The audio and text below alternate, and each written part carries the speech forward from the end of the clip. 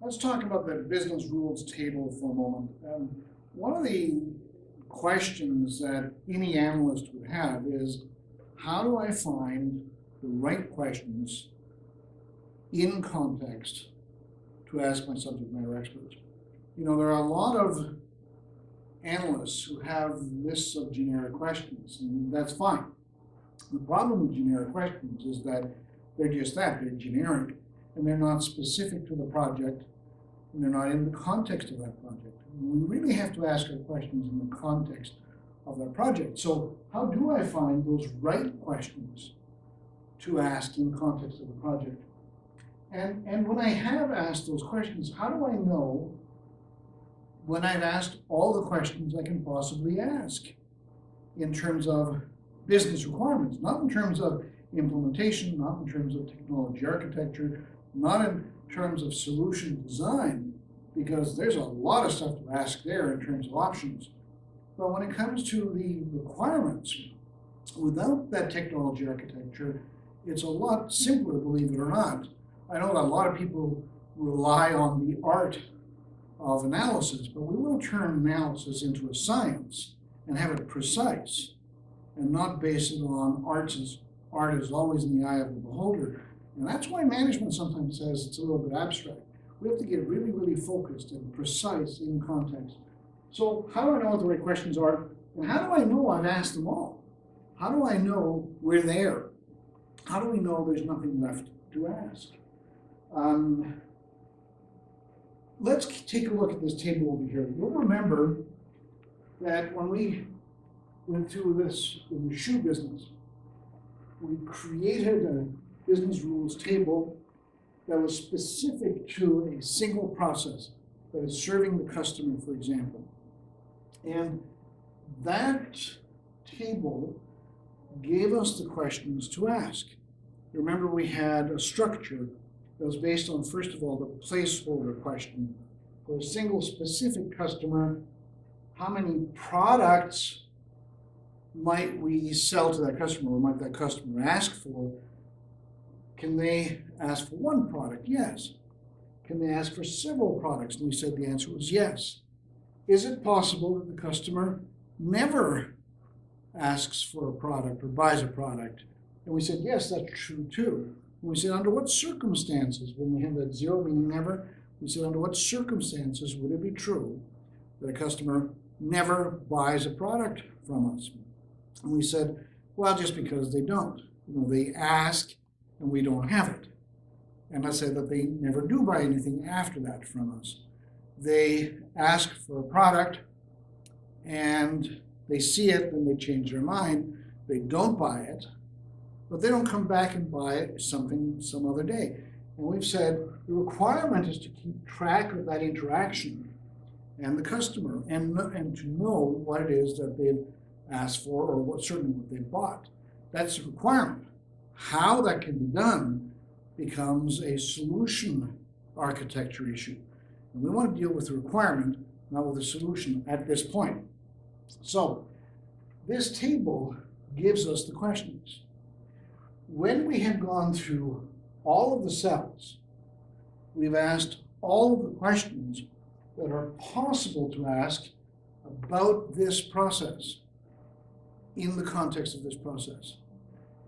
When all of the cells in here have some kind of entry in it, meaning we've asked the question, that means that there are no more questions to ask. Now, I've heard people tell me, oh, come on, there's got to be some more questions.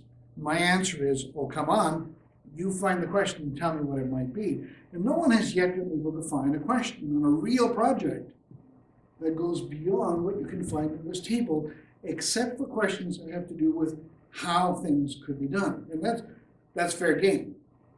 But we want to focus on the requirements, not on the solution. The solution comes after the requirements. So, as in good architecture, form follows function. In other words, the shape it takes, form, the solution we apply, form, follows the function. Function is the functionality, that is what we want to be able to achieve. Form follows function. That's what we want to apply here as good engineering practice. So having said that, how do I find the questions? We do that through the business rules table. And everything we want to find is right there. There's nothing else. Now let's just very briefly look at the notation as a reminder. When we talk about those ones and ns and zeros and so on, that's what we call the ratio of occurrences. Now some people refer to it as cardinality, but I'm going to stick with ratio of occurrences. A 1 means one only, an n means numerous or several or more than one. The 0 in our case means never. It doesn't mean none, it means never. And NA means not applicable, or we can't identify a relationship there. There's one business rules table for one process. So one business rules table for one process, one of these for one of those. Now, at the end of a project, if someone asks for a consolidated model here, you can put them all together. And it's just very easy to do. It's just a matter of mapping them together. There's nothing to be said about that. It's not difficult at all. It's not even challenging. It just takes time to do that. Why would anybody want to do that? Because, or should I say, what does it enable somebody to do if you put that table together into one consolidated table? Database design. Yeah, database designers want that. My suggestion is leave that to the database designers and let the analysts just have the one table per process, and it'll be fine. Let the database designers do their work and the analysts do theirs. So with the business rules table, we always ask these BRT or business rules table questions with the anchor object, this one here, as the subject of the question. For a single specific salesperson, how many customers might that salesperson serve? Could they serve one? Yeah. Could they serve several? Possibly yes. Might they never serve anyone at all? Possibly yes. And in that case, I would ask, what circumstance would that be true? Well, because the salesperson might cease working with us before they serve their first customer. And that would lead to a new event, such as employee ceases. Remember when we put that up before? So one of the ideas is to immediately write down the business rule as it's captured from the subject matter expert. The reason for that is because the shorthand notation, the ones, the n's, and zeros, are absolutely wonderful in terms of data access, in terms of database design ultimately, but it doesn't tell us the verb that was used or the verb structure that was used. We need to write it down so as we know right away what was the verb that was used, because if you change the verb, you might get a different answer. The verb has to be in the context of the process. So if we look at the questions, so remember the first thing we have is that placeholder question. It's rhetorical, it doesn't require an answer, but it gets everybody on the same page. For a single specific salesperson, how many customers might they serve? That gets everybody on the same page and the same thinking pattern. We immediately go on to 3 questions. Might they serve one customer? Followed by, might they serve several customers? Followed by, might they never serve any customers at all? And if the answer to this last question is yes, meaning that you're writing that 0 meaning never, then we have to follow it with, in what circumstance would that be true, that they never serve a customer with us? Okay. So, the syntax for writing up the rules, you have lots of examples in your textbook and the other materials that you have in terms of syntax. But under the object, such as salesperson, you write the business rule, may serve one customer, may serve many customers, may never serve a customer. This would be your syntax. And then when we write may never serve a customer, we have to give an example or two of the reason for that never condition. So, let me just go back here on the screen. Sometimes when we ask these questions of our subject matter experts, you'll notice that these are closed-ended questions that we ask. And sometimes when we ask closed-ended questions, we're really soliciting a yes or a no. But they don't always tell us yes or no. Sometimes they say, well, maybe, or sometimes, or it depends. Well, the really interesting thing about this is that when somebody says maybe is just a shorter way of saying it depends. It means exactly the same thing. Sometimes is exactly the same as it depends and maybe. So the question that I would have as an analyst is when somebody says it depends, I would say, well, tell me a little bit about the circumstances that apply. Because when they say it depends, they're really saying, well, under one circumstance, this is true, and under another circumstance, something else is true or it's not true. If they say maybe, they're saying it's either yes or no. If they say sometimes, they're saying sometimes yes, sometimes no. And they're really just identifying different circumstances. And as an analyst, you have to find out what is that circumstance. Remember that a circumstance is really an event.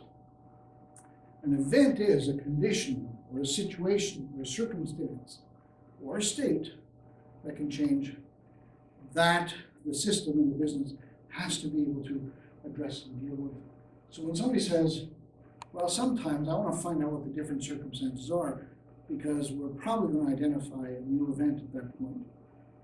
So part of the answer will apply to the cell you're dealing with in terms of what caused the question, and you're going to find another event in all likelihood when you get answers like that. So sometimes when we ask these questions, I've given you a very strict formula for asking the questions, these BRT or business rules table questions. And there is a formula for sure, but sometimes it just doesn't work. 99% of the time it does, but 1% of the time people say, what? What are we talking about? What's the subject here? The question simply doesn't work. So when that happens, or you find that the grammar is very, very difficult to deal with, before you ask the question, you step back and say, well, look, an example here would be between outlet and customer. But if you know about one outlet or one store, would we ever want to know about the customers who shop there? So if we didn't know how to structure the question in terms of the relationship between outlet and customer, we can ask it this way. And when somebody says, no, we don't care, well, clearly there isn't a marketing person in the room then. But if somebody says, yes, we want to know about the customers who shop there, then we can say, aha, so in other words, a customer wants to buy a product. So we find an event that way. So we simply ask for the circumstance under which it applies. Well, customers buy products, and we want to be able to keep track of the outlet in which the customer buys a product. Look over here again. See this diagram? If we avoid looking at everything that's going on in this diagram, we have customers ask for products, we sell them a product, and we keep track of the outlet in which they bought the product. We've got it there. And in this business rules table, we ask questions about that as well. So all of these things come together, but they come together in little pieces to make up the bigger piece in the end. So that's another way of finding other events. Excuse me. Let's talk about recursive relationships. Now, I know most of you would rather not talk about recursive relationships because I know, just like me, we slept through that math class. But having said that, recursive relationships are the intersection of like objects. So what we can do is, let's go do this table again over here. And here we have a recursive relationship between product and product. You notice that in the beginning, I just put nice little lines through them so as we can ignore those questions initially. But before we're done, we have to ask questions about these recursive relationships. So it's product to product. How do we ask questions about recursive relationships? Well, instead of using the standard BRT or business rule table questions, as we talked about earlier, we instead say, look, if I know about one single product, would I ever want to know about other same products or similar or related products? And somebody might say, well, yeah, sometimes we have, for example, here we sell, let's call them lime green loafers size 13.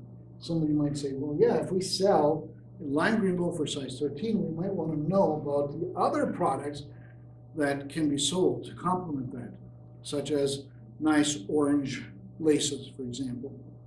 Or we might want to know because of other same products that are being recalled. So for a single specific product that's being recalled, how many other products can also be recalled? You might say there could be a whole bunch or never any at all. It depends on what the question is, but it enables us to find the other side of the product. For any of you who've been into IKEA, the Swedish furniture store, you know that products aren't really products sometimes. For example, they might have a chair, a lounge chair, and a cushion. Well, the lounge chair and the cushion are two different products. So if I know about one product, the lounge chair, would I ever want to find the other product that would go with it? And we'd say, well, yeah, I want to find the cushions that are attached to it. So there could be one other product, several other products, or none at all. If we're talking about that specific example, let's say that there's one or a few other products that become lounge chairs. That way we can match things as well. And there are many, many other examples that we could go through, but we can identify new events. For example, let me give you an example. That project I was working on once,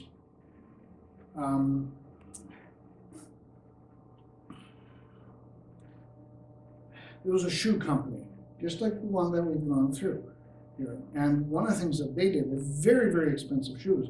And if you've bought shoes, you may know that one foot is usually a slightly different size than the other foot.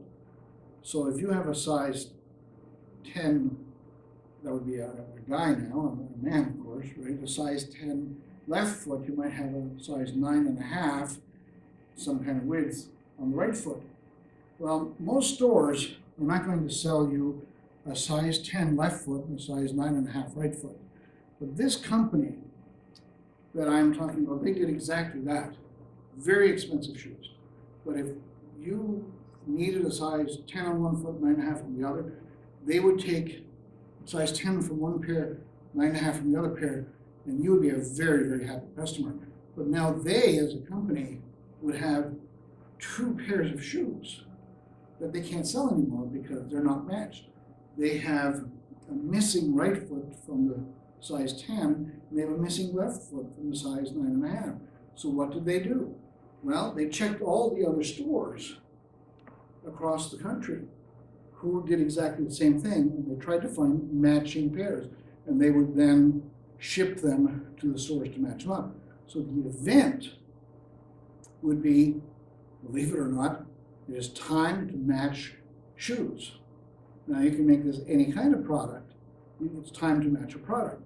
So then, if we look at this table, for a single specific product, lime green loafer size 13, would we ever want to match it up against other lime green loafers size 13? And the answer in here could be yes.